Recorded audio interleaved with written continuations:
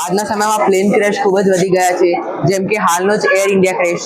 તો આ plane crash થવાના ચાન્સીસ ખૂબ જ વધી રહ્યા છે આજના સમયમાં.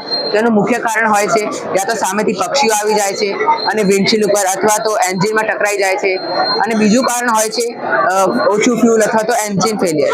તો જ્યારે સામેથી પક્ષીઓ ઝુંડમાં આવતા હશે ત્યારે તે પાયલોટની ડિસ્પ્લે પર શો કરશે કે સામેથી પક્ષીઓ આવી રહ્યા છે, અને પાયલોટ એ પોતાની કેબિનમાં આપેલી સ્વિચ દબાવશે, જેના કારણે આ લાઇટ ચાલુ થશે અને પક્ષીઓના આંખમાં તે લાઇટ જશે. તેમને સામેનું કશું દેખાશે નહીં, સામેનું ભયજનક છે એમ લાગતા તેઓ ત્યાંથી જતા રહેશે અને ખતરો ટળી જશે.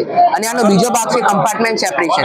તો એન્જિન ફેલિયર, આપાતકાલીન સ્થિતિ અથવા તો ખૂબ જ ઓછા ફ્યુલ જેવી સ્થિતિમાં, જેમાં કે યાત્રીઓના બચવાના ચાન્સીસ ખૂબ જ ઓછા હોય છે, તો એવામાં આ ખૂબ જ ઉપયોગી બને છે.